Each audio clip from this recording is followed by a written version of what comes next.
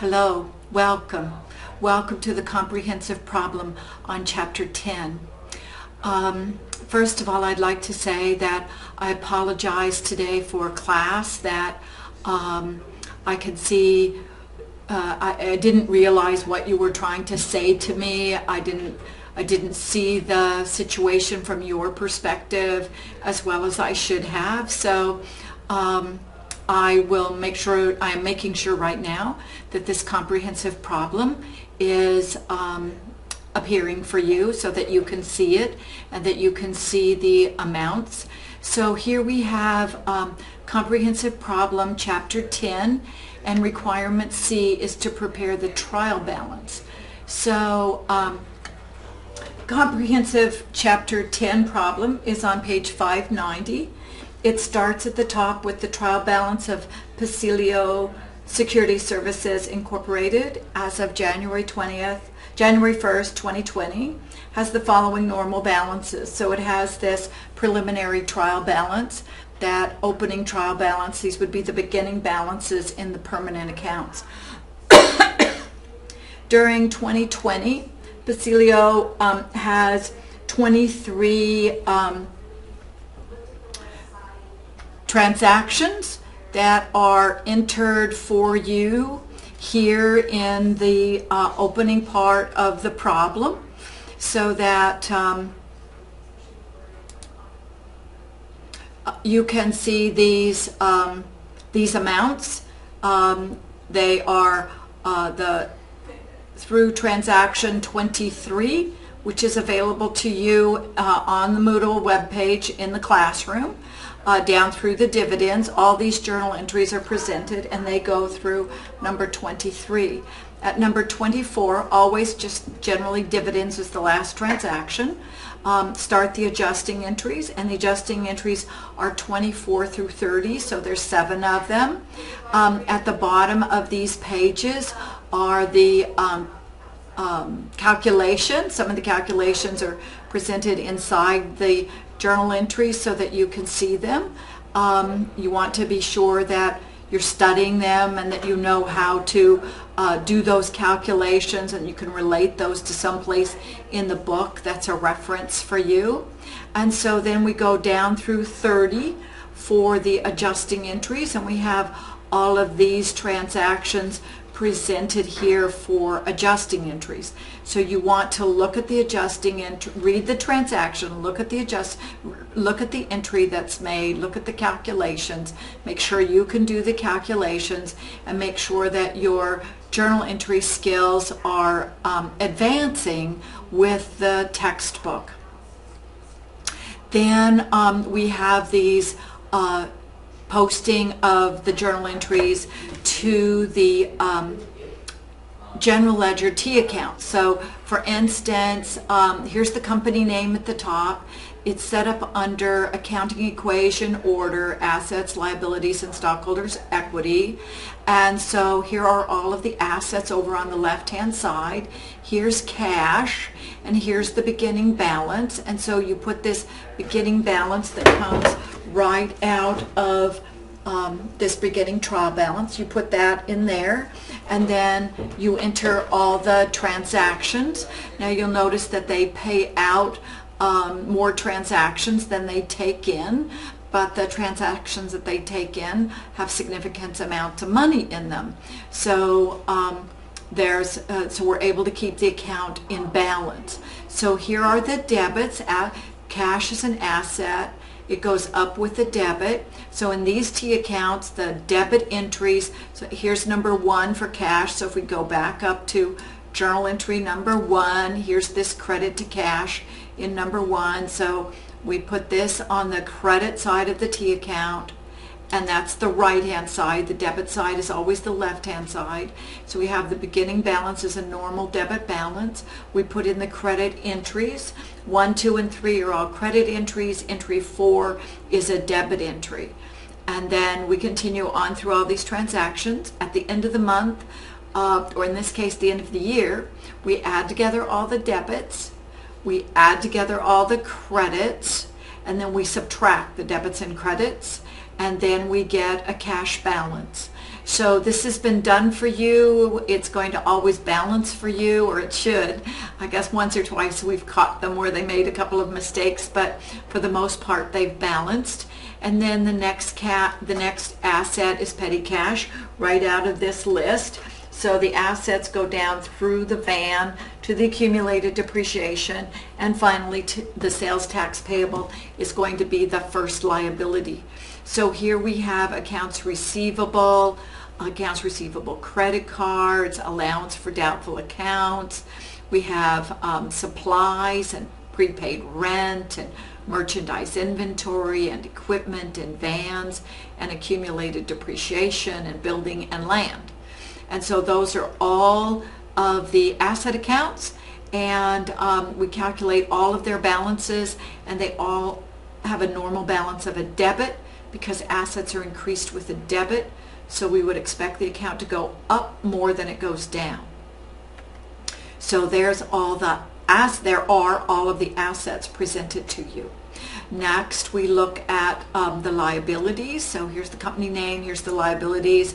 Again, the liabilities start with sales tax payable over here because they always pay off their accounts payable every month, but here's accounts payable, employee taxes, FICA, sales tax payable, warranty payable, unemployment tax payable, interest payable, notes payable buildings, bonds payable, discounts on bonds payable. All of those are the liability accounts. They all have a beginning credit balance because their normal balance is a credit balance. So here's the liabilities, here's accounts payable. It did not have a beginning balance, but here's employee income tax. It did have a beginning balance. It was $500, and it was on the right-hand side of the balance sheet of the T account. And so then the entries go into the T accounts, and we get new balances. These balances should all be either zero or credit balances. So here's the beginning balance, entry number 2, entry number 14, entry number 19, and then a balance. And so here's FICA, a beginning balance, entry number 2, entry number 14, entry number 19, entry number 30, and then an ending balance. So that you would do those steps through all of these T accounts. Now you've done these during the semester. I never ask you to do all of these at one time as you were learning, but we're beginning to come now to our culmination experience.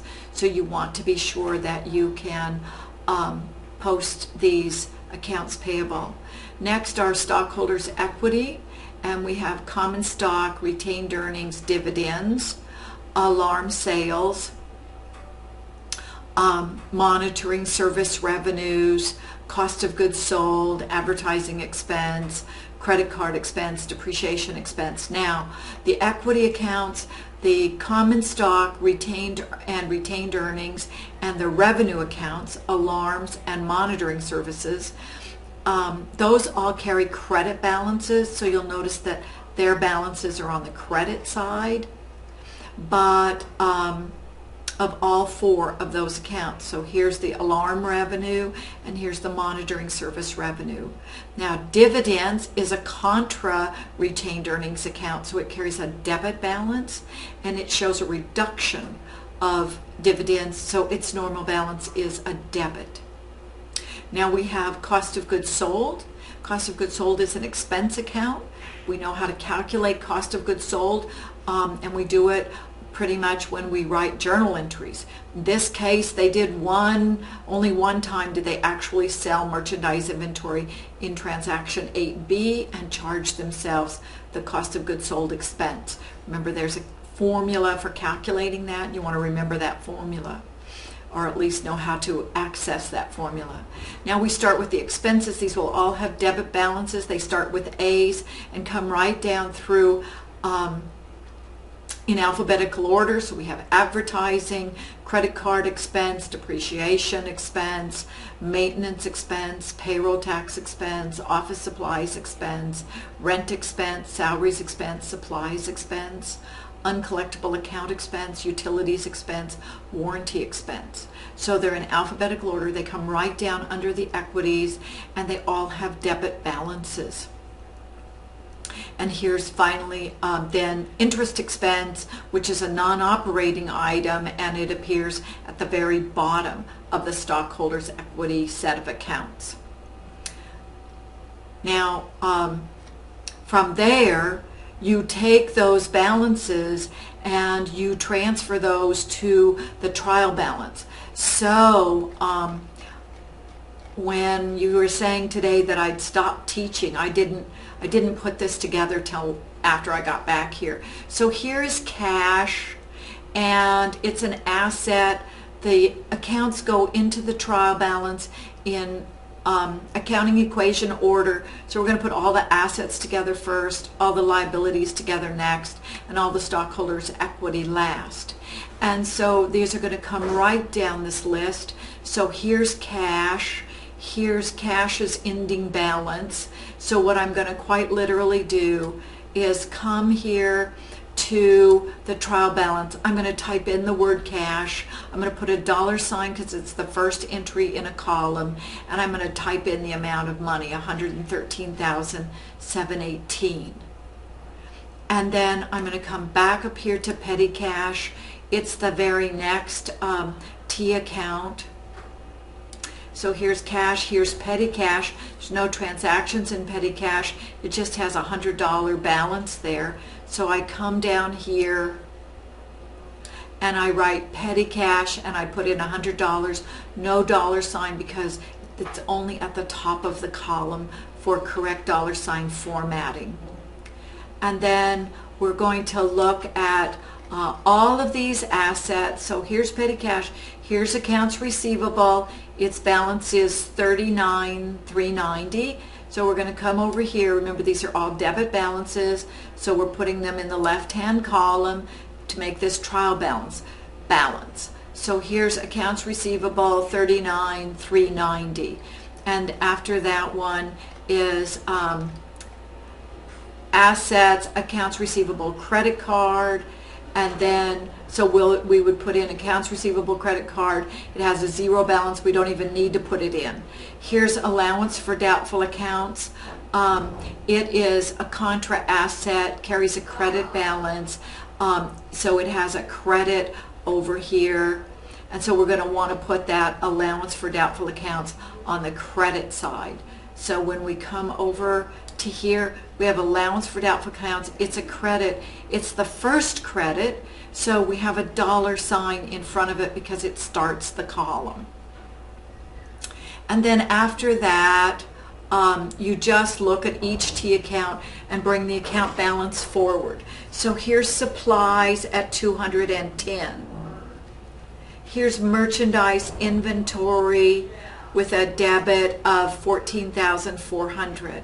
Here's equipment with 9,000 debit. Here's vans with 27,000. Here buildings with 125,000. Now we have accumulated depreciation. That's a credit balance, so it's 28,075. We have land again, and it's 25,000, and that's our last asset. Now we have sales tax payable. And sales tax payable, since it's a payable, it's a liability, that has a credit balance. So we put $390 over here in sales tax payable. Employee income tax payable, another liability, a payable, a credit of $1,000. FICA, Social Security tax payable, another payable, a liability, a credit of $840. FICA Medicare payable again is a liability, so it's got a credit balance $210. Warranty payable, another payable, a liability, and it's $918. Unemployment tax payable, $945. Payable, making it a liability. Notes payable, another liability, $92,762. Bonds payable, making it a liability, $50,000. Now, discounts on bonds payable, the discount reduces the value of the bond by the amount that you did not receive of the face value of the bond. So here's an $800 discount. It's got a debit balance, so it's on the debit side. Here's of the trial balance. Common stock. Common stock is an equity account. It has a credit balance and it has $50,000. Retained earnings is an equity account, carries a credit balance, $107,918. Remember, all of these balances are coming from those T accounts. So dividends are $10,000. And dividends are a contra asset. They reduce retained earnings by the amount of redistributed wealth you give to the stockholders. So now then we're into revenues. So here's alarm sales and monitoring sales. So they're credits, but now we're into the expenses. Cost of goods sold, advertising, credit card, depreciation, payroll, office supplies, rent, salaries, supplies, uncollectible account, utilities, warranties, and interest expense. All of those expense accounts and their respective balances go here in the left-hand column. Now you write out the account name and you write in the balance that's at the bottom of the T account right here. And then when you add these up, which you're going to have to do either with a hand calculator or put them into Excel or something, then we get totals. $550,520. $550,520. A trial balance means that it has to balance. It's a trial to see if all the account balances, debits equal credits before we start doing anything with these accounts. So once we know that they balance, there could still be mistakes. We could have something in the wrong account but correctly entered as a debit and a credit. But for the most part, we're assured that the accounts balance, they equal one another. So as I go forward and use these account balances to produce financial statements, those financial statements will balance as well. So that is a review of a trial balance. And a trial balance. We have the $2 signs here at the top. We have the dollar signs at the bottom, and then we have the double underlines. I think Mrs. Lancaster came in behind me and scared me because I was really focusing on trial balances. I was trying to be quiet so that I wouldn't. So everybody, we're very cozy here. Oh, so anyway, back to financial statements. Trial balance is balance so that we can have confidence to build financial statements. The first one we're going to build is an income statement. Revenues come first. We do subtotals over in the left-hand inner column in the income statement, and then the totals are in the right-hand column. So we use this inner column to compute subtotals, and then we transfer those totals out to the outside column. So here's monitoring revenues. Notice a dollar sign here before the first number in the column. Alarm sales, $92,800. Those are both coming from the T accounts. We put in an underline with the border underline, and then we total them. This is the first number in the column, so it has a dollar sign in front of it. The cost of goods sold is an expense account. We calculated the amount of this cost of goods sold back with the at the journal entries. So when you see this cost of goods sold in the T accounts, you know it's coming from the journal entries. Now the formula is revenues minus cost of goods sold equals gross margin. So the total revenues, the total cost of goods sold with brackets around them, and then a border underline, and then gross margin. 165, 180. This is the amount of money that we have left over to cover the remaining cost of operating the business and the cost of the wealth that we're going to give to the owners. So now next we list the expenses, and then we indent here the advertising expense to the warranty expense, all this alphabetical order presentation of expenses. We put a dollar sign here for the first expense, and then we put in the expense amount. So advertising expense and $18,000. And we can look at this trial balance, and we can find advertising expense $18,000. Here's credit card expense, $1,440. Here's depreciation expense, $5,025.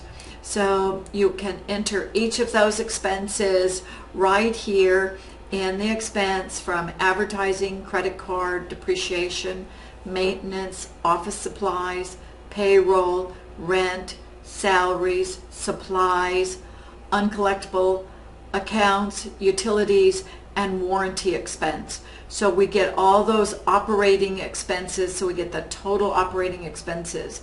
Now notice that expenses, gross margin, total operating expenses are given out here on the left-hand margin. The expenses themselves are indented slightly.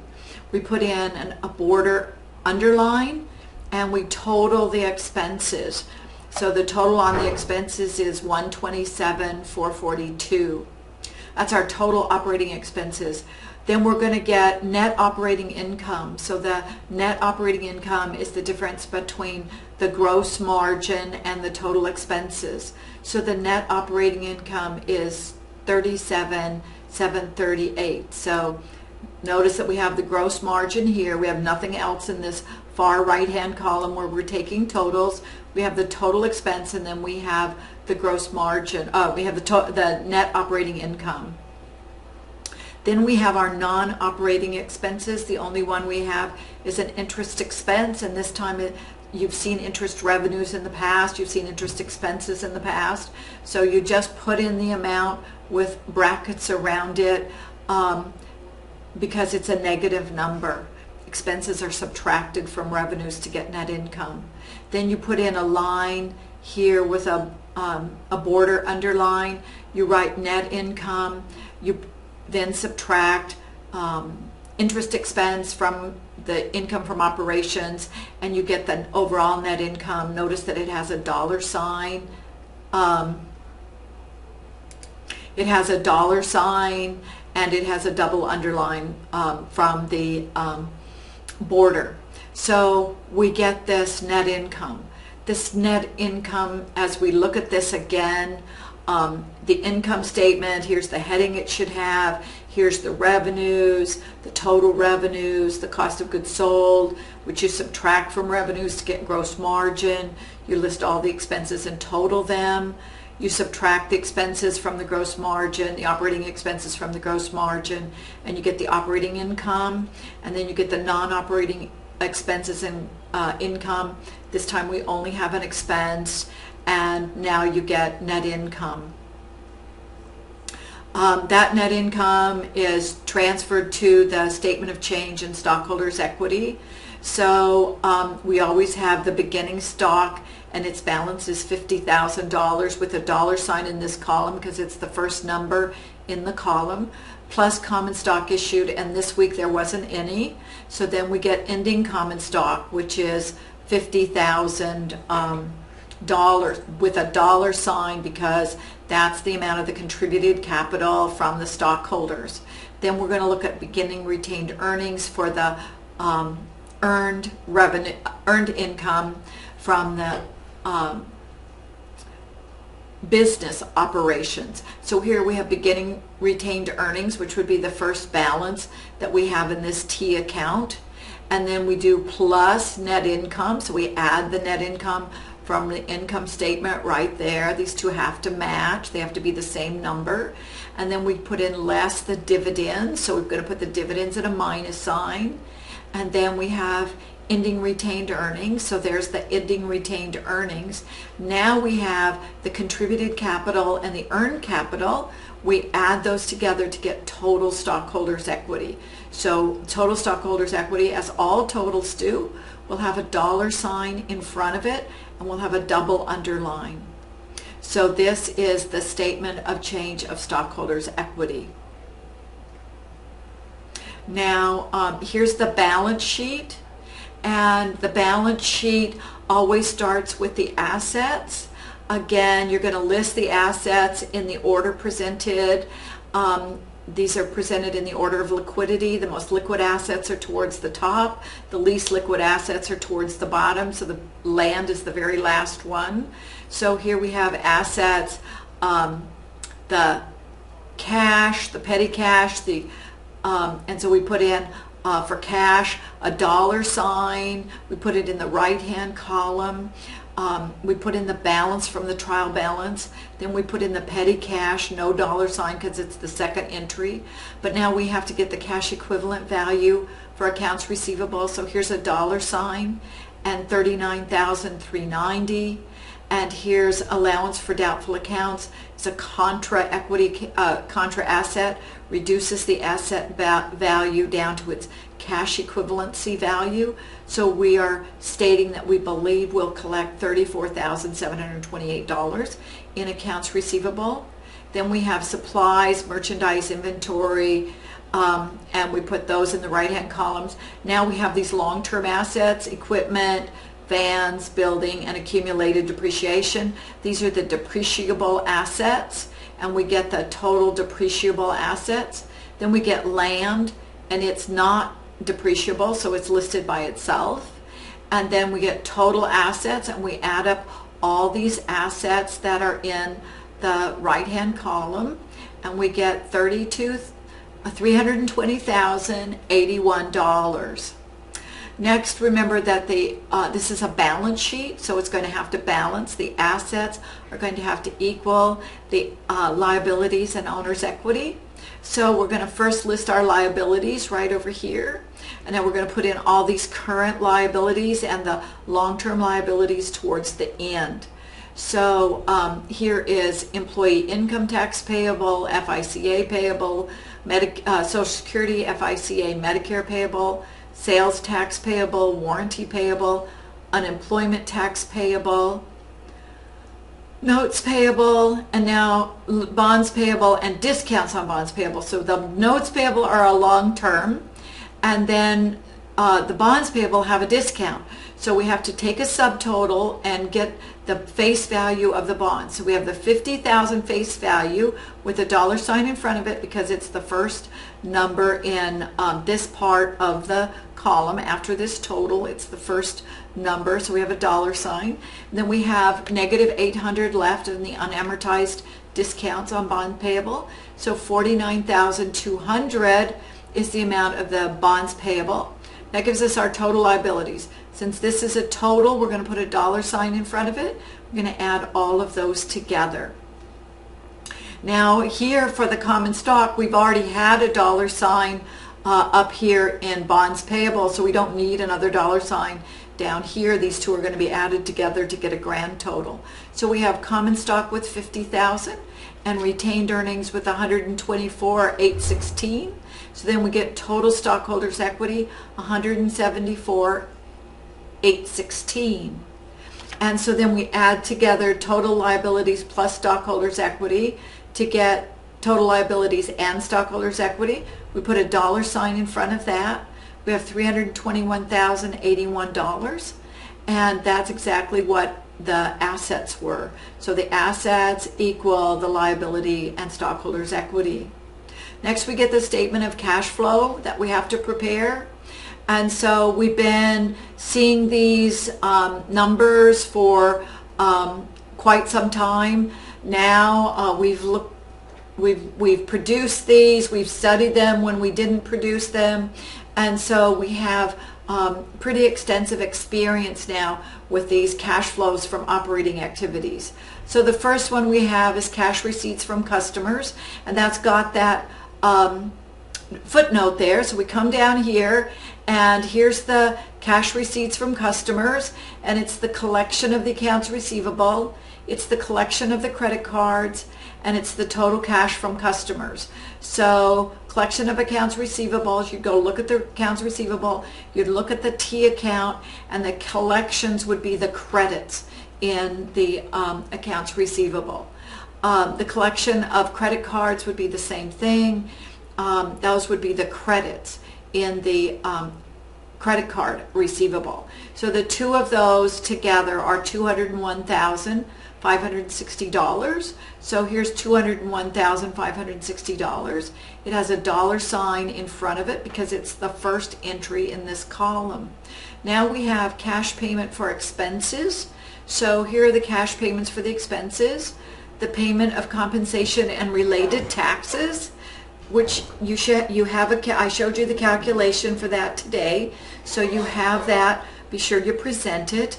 The payment of the inventory is going to come straight out of a T account. Accounts payable is going to come out of a T account. Advertising is going to come out of a T account. Warranty expense and expense of petty cash is going to come out of a journal entry. So only the payment of the expense of the petty cash comes out of the journal entry. So go back and look at the journal entry.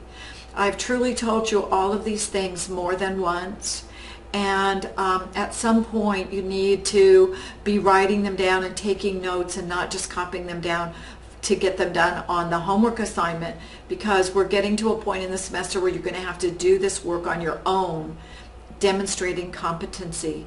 So here are these, total expenses for cash, and so we put those total expenses for cash in here.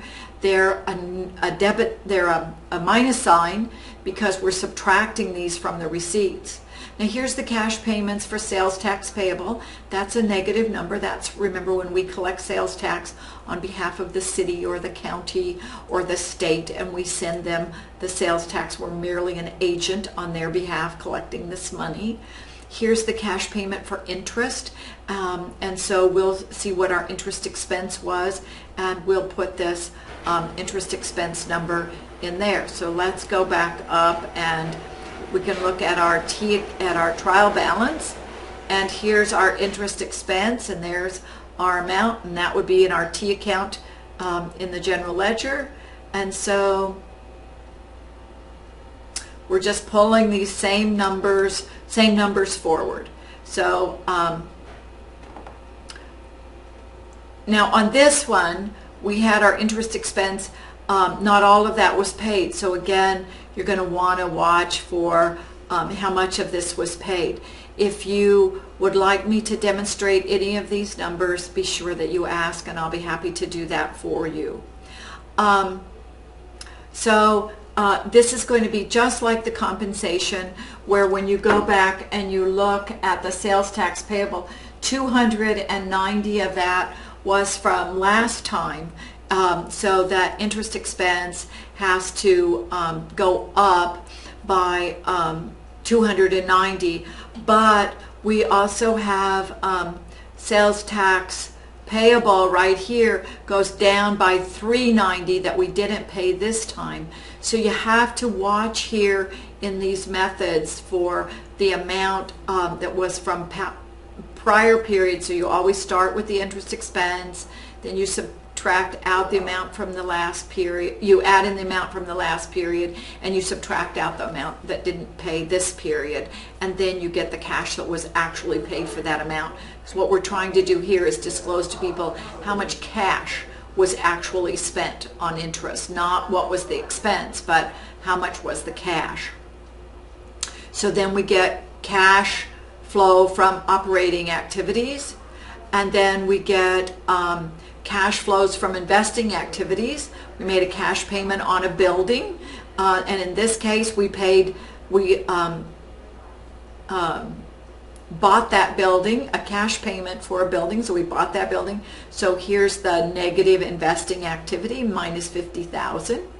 And then cash flow from the financing activities, the inflow from the bond, the money that came in from selling the bond, the cash payment on the notes payable. We had to make a payment on the notes payable, and so you want to again watch for the notes payable and see what the notes payable look like. You have to come back up here, and here's the notes payable on the notes payable, and here's the notes payable on the building. So as you begin to look at how these numbers fit together, and then check to see if there was anything in the beginning trial balance where you had some notes payable that needed to be paid, and then see what was in the end. So that's the logic we're using for these. And so here we have, whoops, I got to, not there yet, sorry. So here's the bond, the notes payable, the cash payment on the notes payable. We had 2 of them. And then the cash dividends, we had that. This was money that came in from selling bonds. These were costs of financing activities where we had to put out money in order to support our financing activities. So we summed these together, put that number $19,762, and then the net increase in cash should have been $8,700. Negative, a minus sign. We spent $8,700 more than we took in. So our cash at the beginning was $122, but at the end was $113 because we spent more than we took in. So those are the financial statements that you have to do for Chapter 10, and I'm hoping that you're beginning to master financial statements. As I told you today in class, next week we're going to do a project that you need to have finished for 252. You need to have a file and present it in order to stay in BA 252, managerial accounting. I'm going to work that with you next week so that you can have that file ready when you need it next time. I'm going to begin that project with a trial balance. So just what you put together here this week, I'll provide that for you in the project next week. And from there, we'll produce these financial statements or financial statements that are in Dr. Thomas's mode that he wants to see. So we'll be doing that next week. You can save that. You'll submit it to me for grading and then save that file and have it ready to submit to him next year. So this is my presentation on the financial statements for Chapter 10. I hope that showing you these numbers helps you see how they go together, where you find the numbers, how they line up. I want to make sure that you see the accounts are in the accounting equation order, and so they start with the assets and they end with the expenses, and that the balances are in the debit or credit columns depending upon where they belong, and then that we add them together at the end to get the total trial balance to show their imbalance. Then we make out an income statement, which you've made out many income statements, and we get a net income. We separate the operating and non-operating items, and then we make out a statement of change in owner's equity, and whatever we get down here for the total in owner's equity has to be what appears in the balance sheet. Those two have to equal. So here's the balance sheet. It lists the assets first. You take subtotals in the inner left-hand column and transfer the totals to the right-hand column. And you put dollar signs in all of these at the top of the column and at the totals. And then you list the liabilities and add together the liabilities and get a total. Then you bring the stockholder equity information in from the statement of change in stockholders' equity. So you're bringing this number forward for contributed capital, and this number forward for earned capital, and this number forward for total capital. And we put those here in the equity section, and then we add these together, and the amount in the liabilities and stockholders' equity has to exactly equal the total of the assets. So these two totals have to equal one another. The accounting equation is assets equal liabilities plus owner's equity. So assets equal liabilities plus owner's equity, and then you would get this total.